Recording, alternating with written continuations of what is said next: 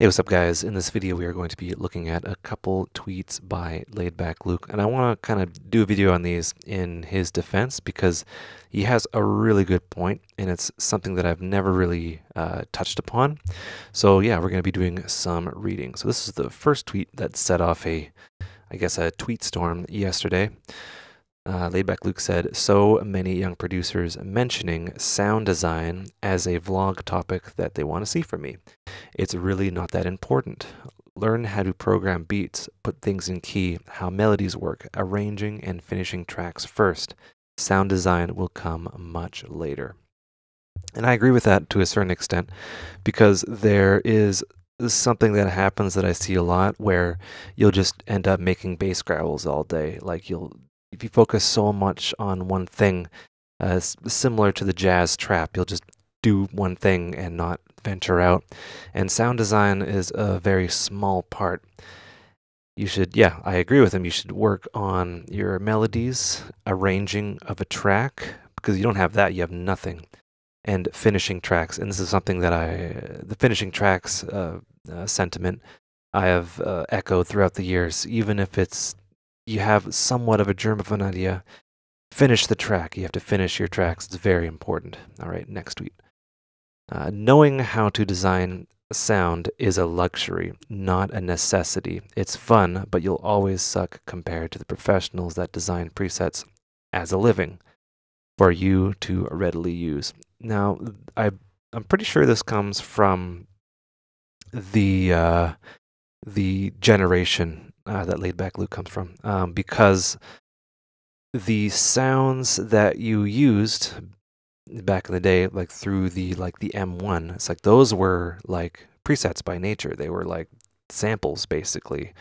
You could tweak them and stuff like that, but you used what was available. And you should never feel guilty about using a preset or a particular sample or a loop. If it works, use it. You shouldn't feel bad. I wouldn't recommend using things that are kind of like that have already been used. You should, if you find a preset that sounds really cool and it sounds familiar, tweak it and change it. It's very important because then you kind of, you recontextualize that sound. It still kind of sounds like it, but it has a different timbre, a different flavor. Adjust the attack, play with the filter, change the distortion, etc., etc. Those presets should be used as a starting point. And if it works, it works. Do not ever feel guilty for using a preset, a sample, or a loop that works really well. If it fits, it fits. You paid for it, so whatever. This gentleman states, you are basically saying don't bother innovating. Just use the pre-made sounds and don't bother trying to create something new. Can't respect that mindset. So my response to that is try getting anywhere just using a pre-made sound. You have a pre-made sound. You have to put it into a melody. You have to arrange it in a track. You have to use it and mold it in a creative way. And, plop it on there and just have middle C going the entire time and see how far you get. You're not particularly innovating, but again, it's a great starting point. And you're not just using middle C and like having that preset going for the entire track. You're actually you have it in a melody. It's stacked with other sounds. And it sounds different. What did Senor Luke say? It's not what I was saying. Always try to be original! Exclamation mark. But making your own sound from scratch is not the golden ticket. It's a huge misconception. And I agree with that. There are certain, I guess we'll call them Swiss Army knife sounds. Like a saw bass with a 12 dB per octave filter as a sub. Super saw, make your own super saws. They're like kind of like utilitarian sounds that you have. But making all your sounds from scratch, which is what I try to do in my streams. I don't necessarily do it when I'm like creating music off when I'm not making a video. I have to agree with him. It's not the golden ticket. Some people do it, and hats off. But yeah, basically, sounding unique is essential, but that has nothing to do with the amount of time spent on building a sound from scratch. And this comes down to the argument of authenticity. Again, I'm going to just echo what I've said. If it works, it works, and different genres have different rules. If you are really good at sound design and you make a sound that changes the world, hats off. But yeah, knowing how to design a sound is okay. So you're doing a good for your name. Laidback quote: sound design is definitely not the primary thing to learn, but crucial when you cannot find the right sounds you are looking for. You have so many more options if you can sound design by yourself. That is very true. I agree with that comment. And it's worth saying that if you get to the point where you're just cycling through presets, trying to find the one that you want, you're doing it completely backward. What you should do is you should click through presets and find something that sparks your interest. I just snapped my fingers if you could hear that. Something that sparks your interest. And then tweak and then put that into a thing. If you're using presets, you should probably do that first, but if you're looking for a sound, you're going to be there all effing week. Trust me. Laidback Luke responds, but so are creative decisions, knowing how to layer, knowing how to compress right, knowing how to shift notes to a melody that doesn't sound boring. That's true. It's a multidisciplinary thing that we're all trying to do here. So yeah, don't focus on that because then you'll just make talking basses all day.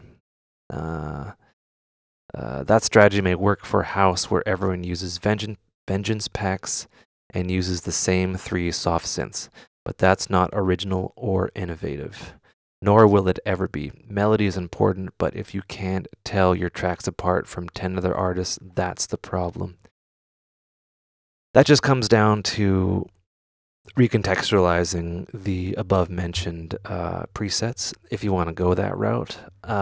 If a genre of music, all sounds the same, then we have a big problem, and there needs to be something that changes. But what he stated was, but I do think you heard me wrong. Sounding unique is essential. That has nothing to do with the amount of time spent. Yeah, that's true. From scratch, that's the key word that we are all listening to. Okay. If what you were trying to say was melodies and song structures are important, which they are, you just worded it poorly. But saying sound design isn't important because you can just use presets that will be better. What kind of advice are you saying to aspiring producers? It shouldn't be the first thing that you learn. That's what I will say. Sound design is one of those lifelong journeys. It's one of those things that's the DNA of sound. And yeah, basically, I think he just maybe worded it a little poorly. And here is his Twitter. Pretty cool guy. The funny thing, he makes his tracks very, very quickly, like less than 4 hours. And now he's just retweeting people that are echoing kind of the same sentiment that I am saying. So I guess, moral of the story, let's just go back to the first one. I would absolutely love to see a sound design vlog from him. I would love to see that. But again, it's not important. When you sit down and you want to learn music production, electronic music production, you're not necessarily prioritizing that. You have to learn so many different things, from like compression, EQing, and you could get into a trap if you're like, I can spend the next 10 years trying to make the sound that I want to make. You might not get there. Just go to whatever website and get a pack of growl basses and then start from there. And then once you do that, you can look within, tweak, and even like develop a theory and an understanding of what's going on in there, and then innovate. But yeah, if innovation was that easy, it would happen far more. That's the word I'm looking for. Frequently.